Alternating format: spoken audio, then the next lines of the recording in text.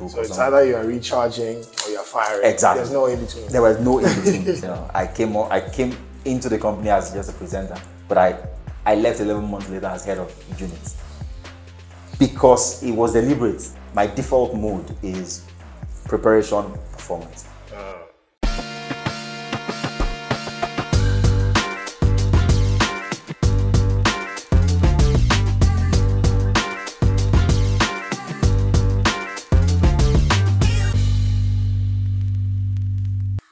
So, welcome to another interesting episode of the I Built It podcast, a podcast where I talk to entrepreneurs, professionals about their careers and how they've achieved the successes that they've had. And the goal is to tease out some of the interesting details about the ideas, the people, the processes and platforms that have helped them achieve that success. And today, I'm excited to be chatting with a seasoned professional who has spent a career building in the ad industry for multiple ad agencies, as also being a sports analyst. I think that's more of a passion. And now he's currently the country manager for Paramount Nigeria, if that's correct. That's very correct. Well, join me in welcoming Akintunde-Johnson. Welcome to the show. Yeah, it feels good to be on the show. I've seen a couple past episodes and I look forward to doing this. So yeah, here we are. Okay, great. So to put you on the spot directly from the jump, what would you consider the most impactful thing that you've done in your career so far? I try not to sound philosophical because I don't want it to look or appear performative. But I'll say that the most impactful thing I've done is just demonstrating that it's possible. What do I mean by that? A lot of young people who maybe aspire to leading media companies or ad agencies always believe that what they're required to do it resides on their outside or is something that is, far removed from their current reality. And it's not necessarily true. And those things are usually along the lines of getting an expensive education abroad, or knowing, a well-connected person, or just resigning to fate, thinking, oh, since I didn't come from a rich family or whatnot, this dream is too far from me to reach out and touch. So for someone who went to public schools from primary to secondary through to uni, a lot of times when people come across my CV and they see that I went to secondary school in Agege, they're like, how? Yeah, so I think, just demonstrating that it's possible with talent and a plan and working the plan. Every time I have an opportunity to speak, whether in person, at events, or during interviews like this, I just always want that to come through because you just never know who that might be inspiring. And that speaks heavily to even why we created this podcast in the first place, to showcase, not because many people are successful and talk about their success, but not every time do you get to deconstruct, the key elements of that success. Yeah. And that's a good leading question into the next one was, so given your background and where you came from, where did the idea to do all of this come from? Well, so I think fundamentally, prior to secondary school, I'd always sort of found myself in positions where my natural talents helped me to stand out. So primary school, by default, I was class captain every time. So I found that, just occupying those positions allowed for you to sort of influence people. People wanted to be around you. People wanted to do whatever it was you did. So I always just thought of it like, okay, so if I went the wrong way, some of these people wouldn't even think about it. They would just follow. So even without knowing that it was called influence, I was just a little more careful about how I used those sort of opportunities. And then my talent, started singing quite early on, choir, singing in massive churches, performing or ministering, as we called it, all over the place, and having hundreds of people, thousands of people just know you and speak of you in your presence as though it was someone else they were talking about. It just made me feel like if I could aggregate all this, together, it would mean a lot in that I could get people to think in a particular way or feel a particular kind of emotion. And I didn't want that to stop. It felt like I was powerful without even trying. I got, elected as class captain without having to campaign. I found I could sing. I trained particularly hard or harder than people who couldn't. I just found that I had the talent. And because of that, people were drawn to me. And, it just meant that I could control them in a way. So I wanted more of that control. So when I got into secondary school and it got to the point where I wanted to decide which path I was going to follow or what path I was going to follow, I came across a book called Media for Development, which essentially was about how all over the world, governments deliberately use media as a tool to drive development agenda. So it just occurred to me that, so this TV I've always watched is not just for entertainment purposes. Like, people actually use it to achieve very powerful objectives. So I said, okay, so it's fun, but it also has other uses. So why not just do something in that line? And it's something that you have a flair for anyway. So I made up my mind I was going to study mass communication to end up as a presenter, to keep that sort of control I had on people sort of going. And like I said, I think maybe the most appealing part of it was not trying. You get what I mean? It wasn't like I made a deliberate effort, I forced people, and for someone who grew up in military Nigeria, it was a different kind of power. It was a soft kind of power that still got people moving regardless. So it wasn't the shouting, screaming type of power. It wasn't the compulsive kind of power, but it was in no means less effective. You get what I mean? So I felt like, okay, so just being on TV and doing what people like and love just means that you have a path into their hearts and you can influence them. And everything I read from that point on just reinforced everything I had obsessed over as a kid. If you get what I mean? Yeah. It was almost like, every new thing I find out makes me feel like, I was right all along.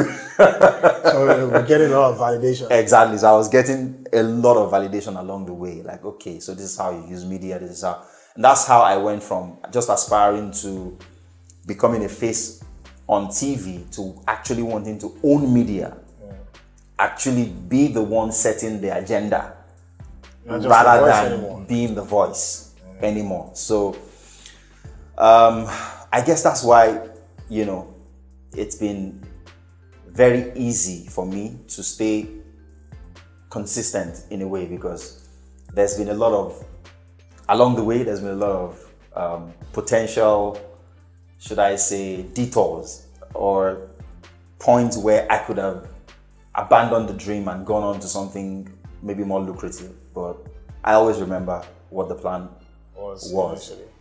Yeah.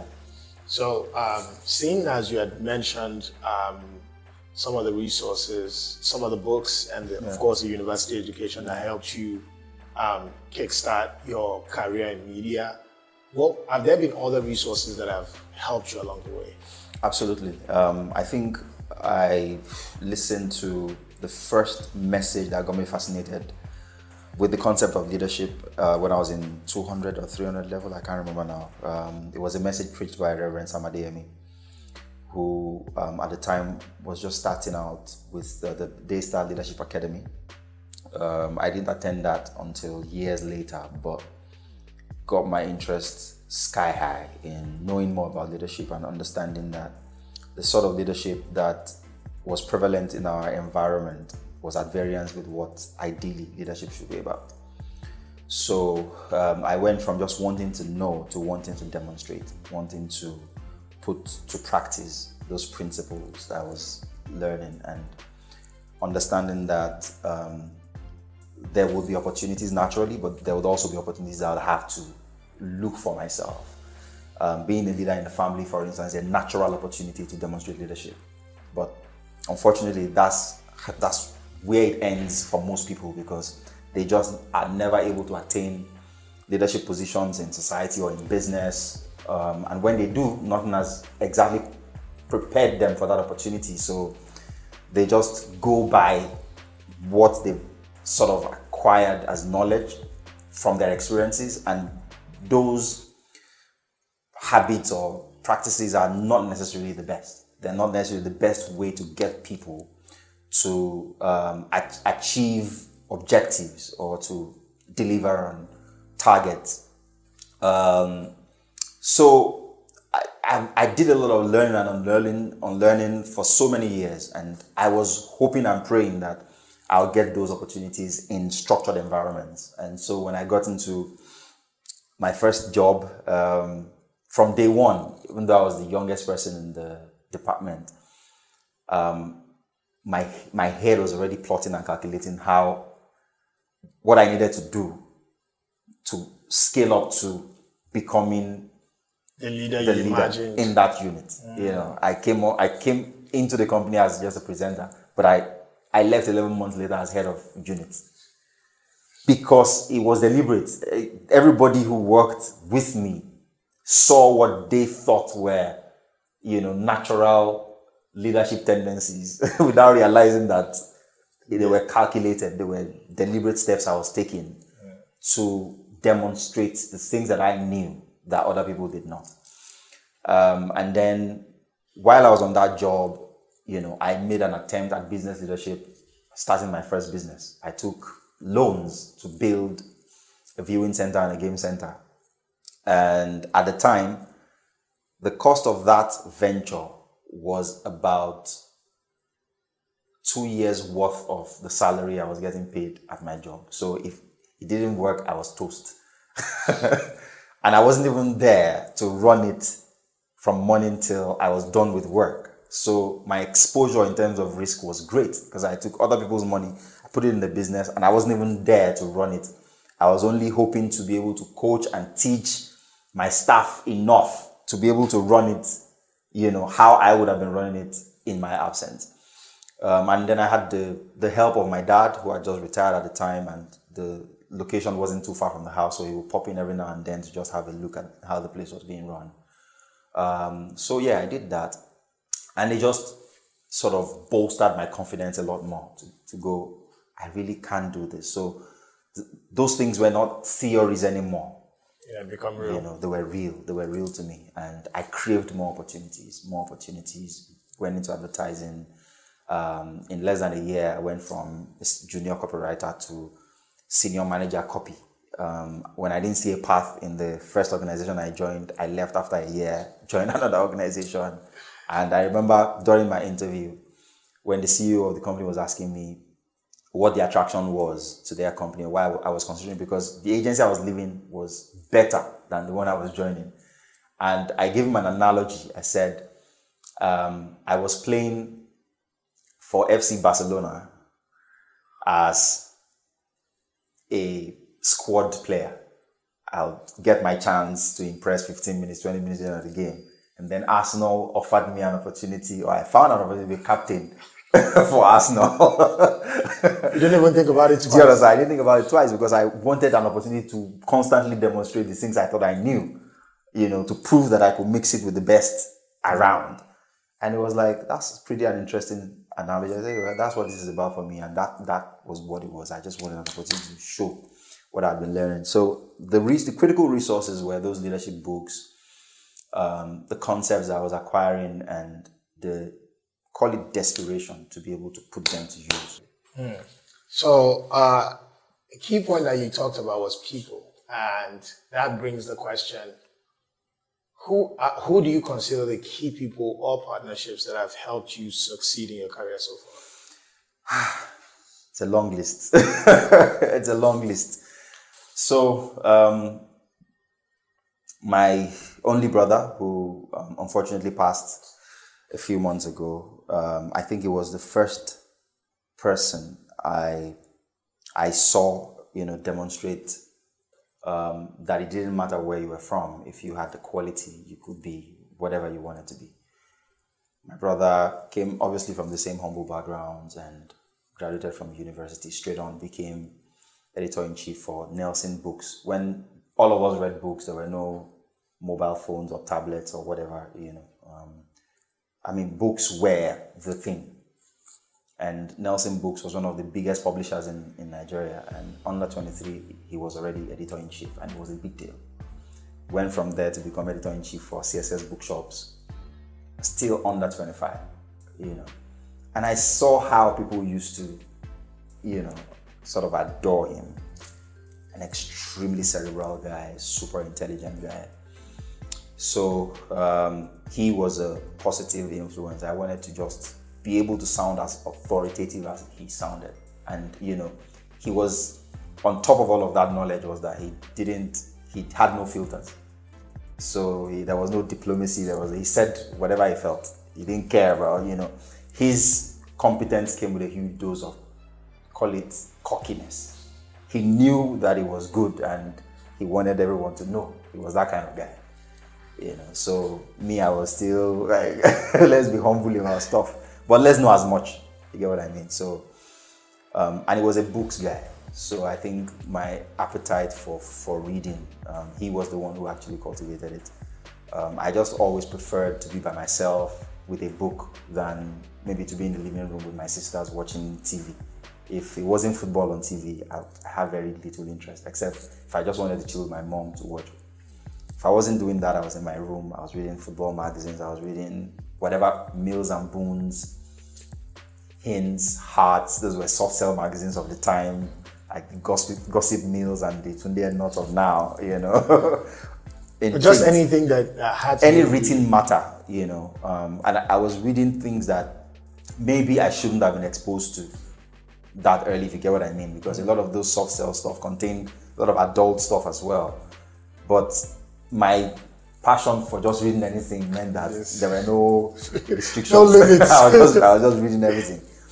And so I guess just being able to express oneself freely and articulately came from that. It was a differentiating thing, because in school we were exposed to the same education anyways, but I just always had that ability, just a little better than most of my peers, because all through primary school I was in the literary and debating society. I was representing the school at competitions, quizzes. Secondary school, it was the same all through, and it just always came from people thinking, if it's about standing in front of people and talking, that's the guy, that sort of thing. So I just had that reputation from early on. So even with music, there were a lot of people who could sing as much, but who got scared, whenever it came to standing in front of people and singing. But I wouldn't only stand in front of people, I would do a little introduction, And I think the most curious part of it, even to me, was the fact that naturally I was a bit shy. I didn't like to be around people a lot. But if it came down to just doing something, you had to do it. I will do it. Like speaking, in fact, I relished those opportunities. But when it came down to being in a group, just meeting new people, talking and all that, I didn't really want. In fact, for me, it was distracting from what I'd rather be doing, which was read a book. So it's either you're recharging or you're firing. Exactly. There's no in between. There was no in between. So the social part of my life, I had to deliberately cultivate as I grew and realized just how important it was. But my default mode is preparation, performance. So what outlets or channels do you think have given you the biggest opportunity to express your creative energy as well as your entrepreneurial abilities? The ad agencies I worked in had, I had the big benefit of working in agencies that had some of the best accounts. So some creatives will have the misfortune of working in agencies that just had one or two, clients that would give them the opportunity to fly.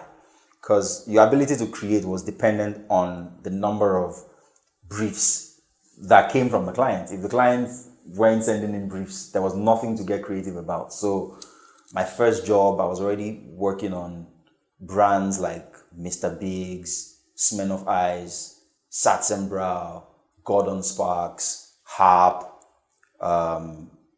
the Johnny Walker labels, you know, like international brands.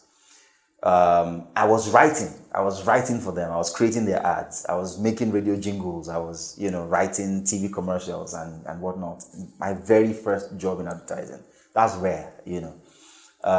And that agency had just resigned the MTN account. So usually if you're not working on a telco brand or you're not working on a bank with their different products, there'll be a product targeting children, for instance, product targeting women, all those sort of things give you an opportunity to express your creativity along different lines. Because if we're selling just one thing, it becomes kind of mundane and dry.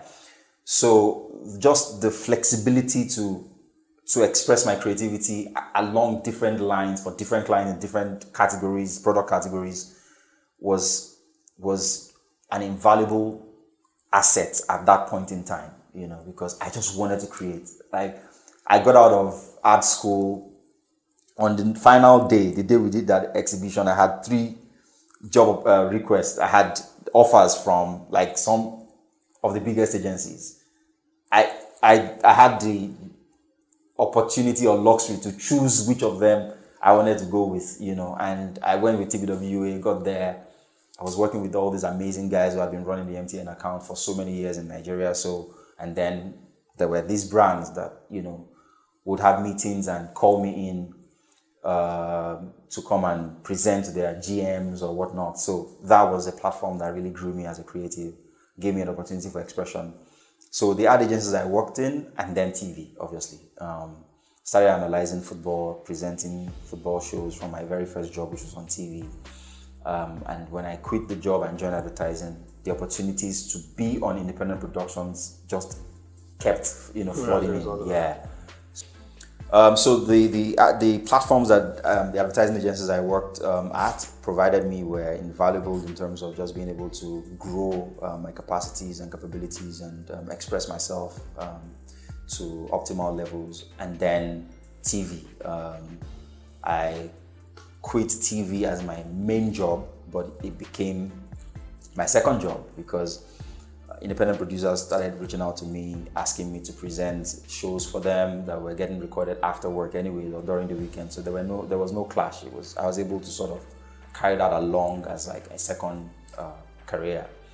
And just being on TV, being watched by God knows how many millions of people. Some of the biggest sports shows that were created in this country between 2006 when I got on TV for the first time and now.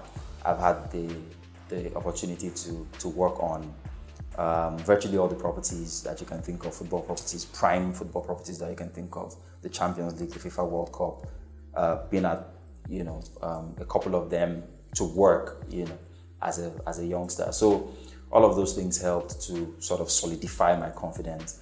And then I think those opportunities to impact people or mentor people just because they see you on TV, they kind of trust you. They feel like this guy can add value to me. So every time you run into someone, they're saying, can you be my mentor? Can you know, like guide me? I'm interested in this career path. How do I do it? And yeah, without even wanting to, I just started, you know, having those conversations up until like 5-6 years ago. I just thought, no, much earlier, like 2010 was when I did Do the Dream. So yeah, from that point, I just felt like, you know what, why don't we like formalize this thing and provide opportunities to mentor people actively and watch them grow, help them grow, guide them, you know, and yeah, be able to do that on an ongoing basis, which is why now, you know, it's something I do more regularly and on more structured platforms. So what in your temperament or demeanor or character or certain traits that you have that you think in your own estimation has served you very well along this journey? I don't know if I was humble before, but I think somewhere along the line, I just realized that, you know, to keep growing, you needed to retain a certain level of humility and call it innocence. You almost have to tell yourself that you don't know enough, even if you have a PhD. There's so much more that you can know. And I remember when I was in uni, someone was said to me that, are you aware that professors are people who know so much about something that forms such a little part of life? So if someone was a professor of wildlife and forestry, they know so much about wildlife and forestry, but what portion or percentage of life does wildlife and forestry equate? There's so much more that they don't know. So even if I know everything in media or advertising or marketing communication, there is no reason why that should mean that I have, shoulders sky high because I'm an expert in one area of life. There are so many other areas of life where you have, little to no knowledge at all. And you need to open yourself up to receiving knowledge all the time with that humility that you had when you started out acquiring knowledge in your, specialized area. So I just always tell myself that, okay, this thing that I know, I didn't know it before. I had to be calm and be humble to be taught. So I have to retain that sense of humility all through life to be able to optimize learning opportunities. So when people, see me asking questions, just being curious about stuff, why are you asking this person? Like, that context where my asking questions, even before I start to ask, where I know what other people will think. For instance, I was asking a teenager a question about how to use a device. The risk you run is people will say you are old school. Do you understand? The times are passing by. I don't care. Those sort of stigma don't scare me. If I want to know something, I'll ask. And if you check my bio on Instagram, the first word you'll see there is learner. I want to own learning and live it. I want people to know that there is nothing wrong in learning. It's not for kids. Learning is not for kids. Learning is something all of us should do all our lives. Yeah. And for me, I think if maybe I have a natural disposition for just being that way, maybe some people don't. Some people will just never be able to get to a point where, if they feel like they already know, they can't bring themselves to a position where other people teach them stuff.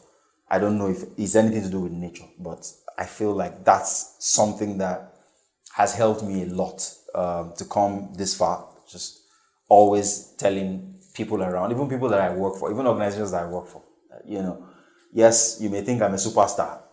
There are things I know, which obviously I would like to bring to bear on proceedings here, but I also want to learn from as many people as possible here, from as many situations as possible here.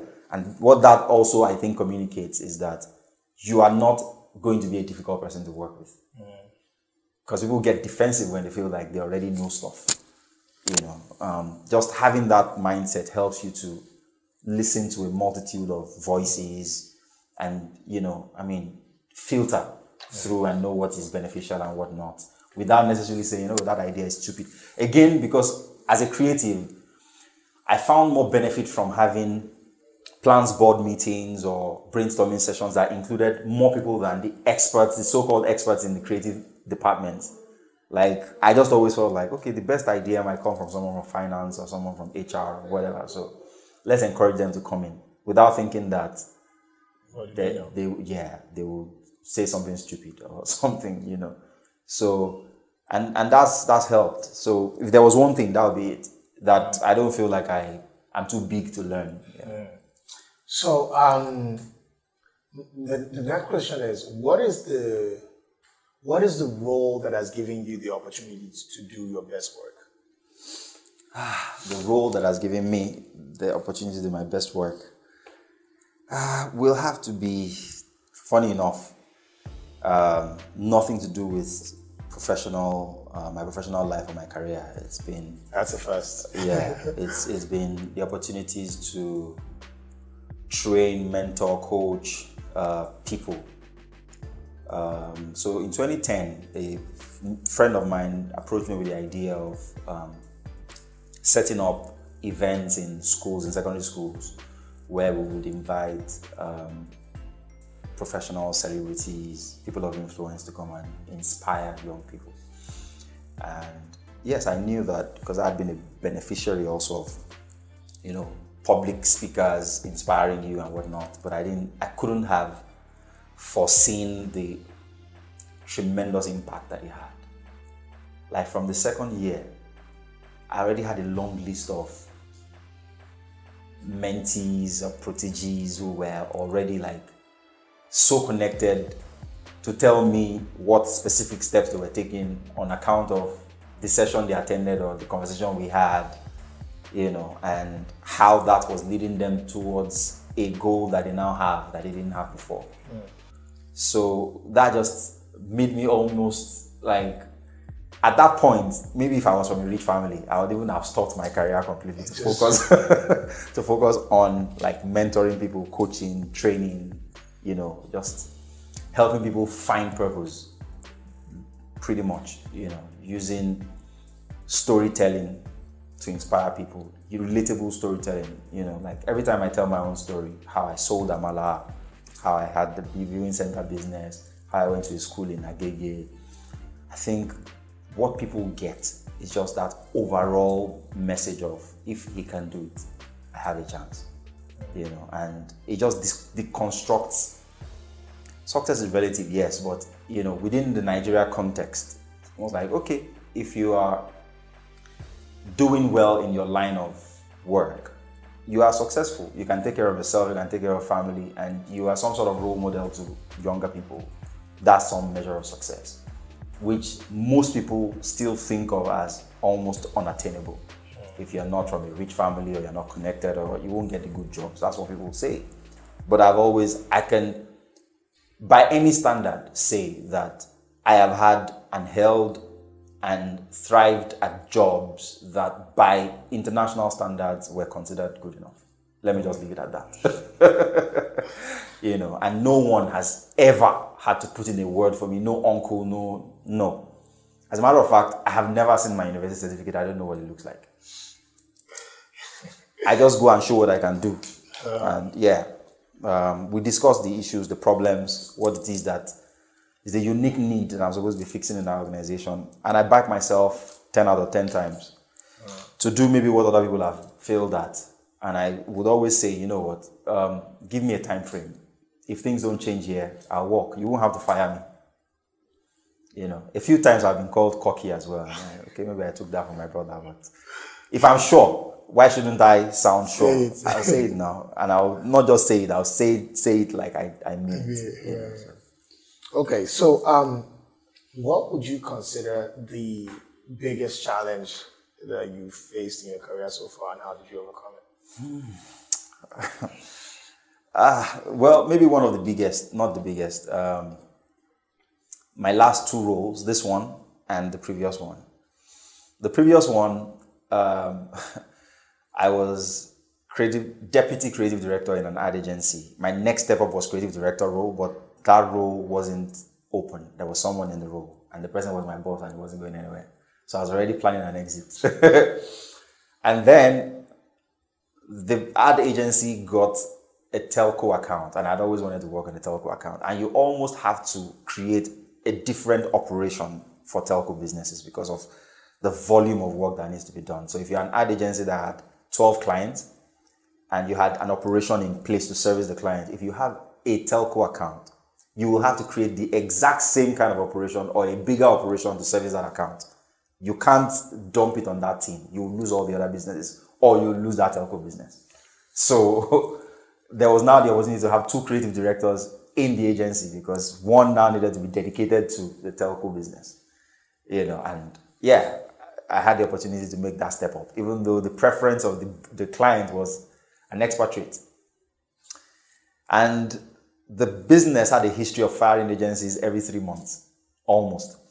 So when people in the industry heard that we had gotten the account, rather than congratulate us, they were laughing at us. They were saying, you guys will soon be fired. And that just became a big and attractive challenge for me. It's like, do you know that if you actually find a way somehow to keep this account into just the 4th month or the 5th month, you would have broken a record. And that for me was it. It's like, you know what, go in there and go prove these people wrong. We had the account for 4 years till I walked. So it was a big challenge. I mean, it might sound like it was a walk in the park just by how easily I say it, but it was the kind of work that I'd never done in my life. It was 24 hours almost. It was all day, every day, including public holidays. There were no breaks, 2 a.m. meetings. Yeah, I was going to meetings at 2 a.m. and not going home, not preparing for trips, but having to take them, being told you are going to South Africa tomorrow, you are flying to Manchester tonight, It was that kind of life for 4 years. But every extra minute above and beyond the threshold that the industry, had set for getting fired on that account or from that account proved to me and to everyone else that it was possible to actually hold that account. It wasn't the case of, and by like the 4th or 5th month, I started saying that, you know what, we would have this client by the balls that at the end of the day, we would be the ones to fire them.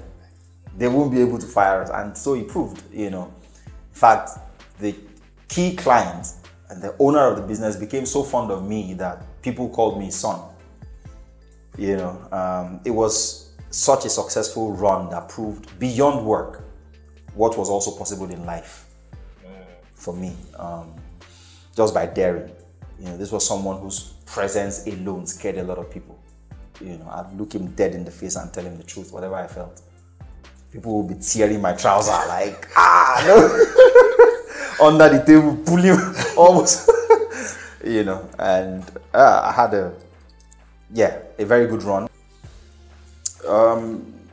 So the second most challenging thing, or one of the most challenging things that I've had to deal with in the line of work has to be my current role, where when I joined, the business hadn't had a head of business in Nigeria for a number of years, and there were heads of departments that felt sort of entitled in a way to the role.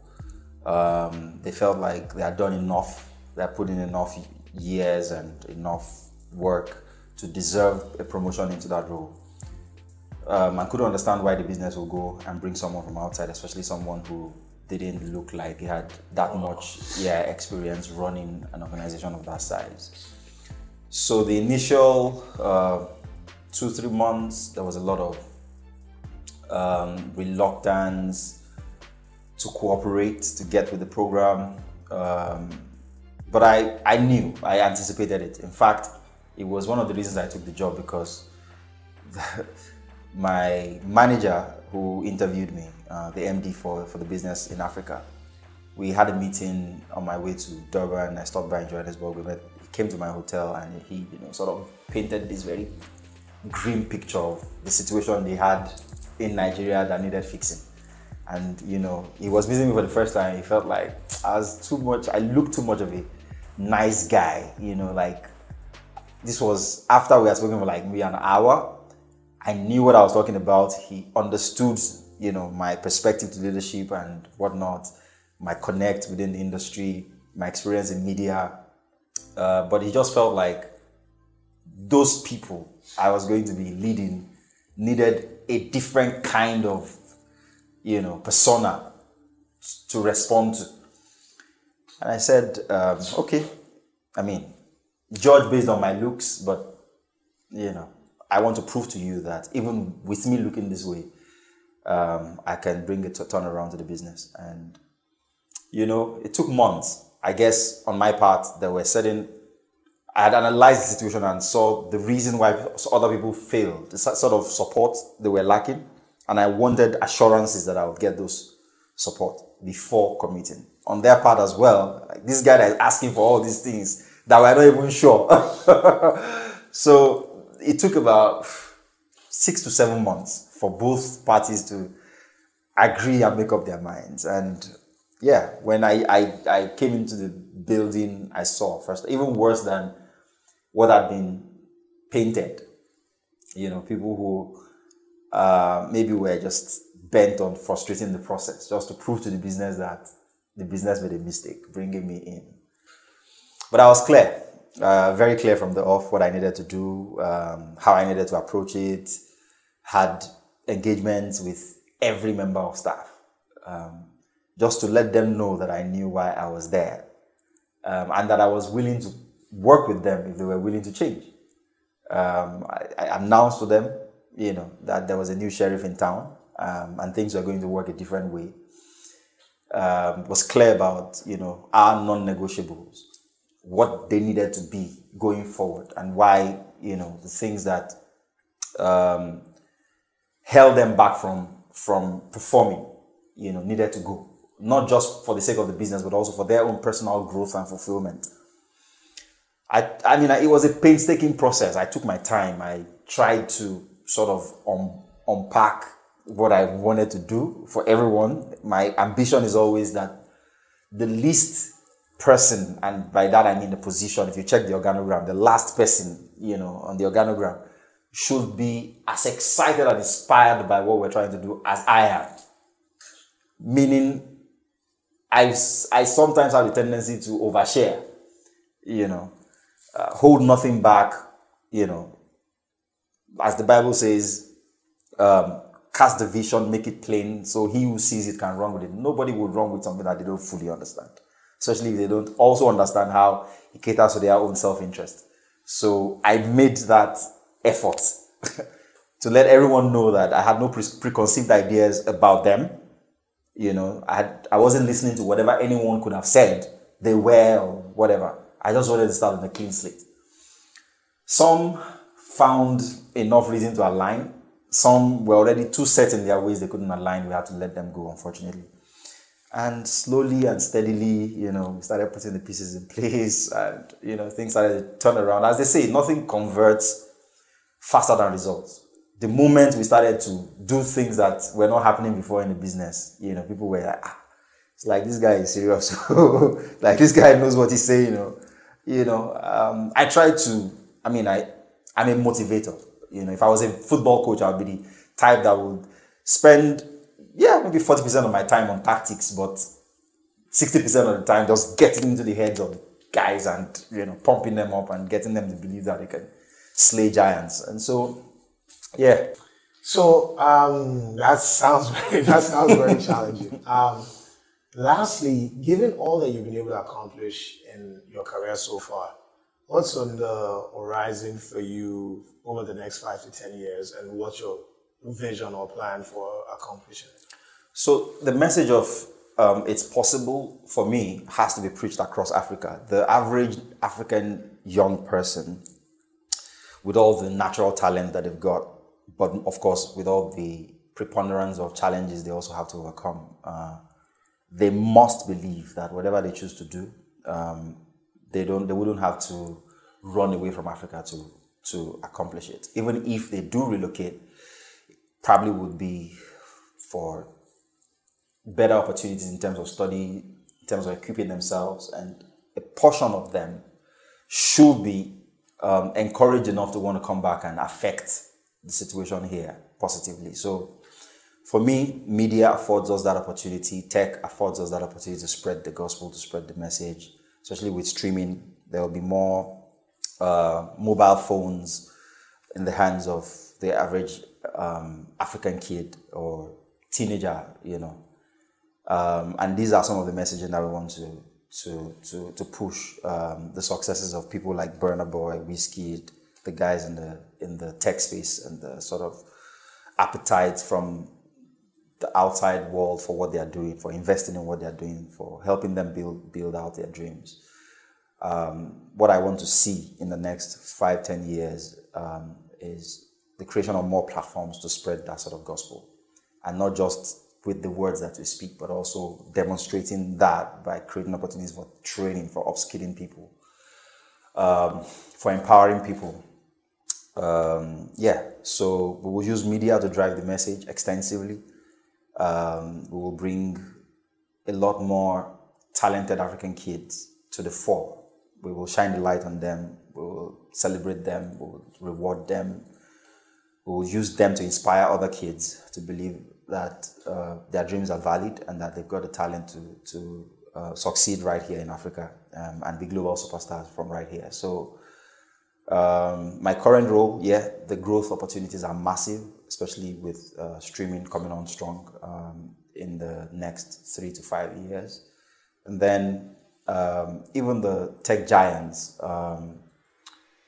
have streaming solutions because they understand that, and streaming solutions that are launching on the continent because they understand that, if it's the youngest continent in the world, young people thrive on entertainment. Either they're making it or they're consuming it. So, and there are more mobile phones penetrating Africa than ever before, with, service providers like Starlink coming into the market. You expect that to sort of crash the price and improve the quality of the experience going forward. So once we take out the barriers and there's access, we can preach this message a bit more strongly. I want to be at the forefront of those Africans who are just enabling these opportunities and driving this message, this narrative over the next 10 years and being able to export some of those cultural elements that African kids are creating, the music, the films, the fashion, the toys, the bedtime stories for kids, the whole works. Areas that we're not even exploring at the moment. Going to build capacities in them in the next month or so alongside Gates Foundation. There's an Africa Creative Market that we're setting up, where 5 areas of talent would have a number of African kids trained and then given an opportunity to launch their careers. So those are the kinds of platforms I'm interested in. I'm a big part of the U.S. Department of State's Academy for Women Entrepreneurs as well. So for me, that's it. It's along those lines of just demonstrating that it's possible, not by mouth, but by action, right? Creating the opportunities, platforms for training, for skilling people and giving them an opportunity to start their careers and connecting them to opportunities here and abroad. Yeah, feels like a lot, but it's platforms, people empowerment, skills development, and creating the enabling environment for the next generations of African builders, innovators, creators, rock stars to achieve their full potential. Absolutely. Wow, that was very loaded. Thank you so much for it's a pleasure for sharing all those gems and sharing your time with me on the podcast. If you enjoyed this as much as I did, or if you think that it's as packed as I thought it was, don't forget to like, share, and comment on the channel. Follow me on all the social platforms at Juan_IO. This has been an Afro Laser production. I'll see you in the next one.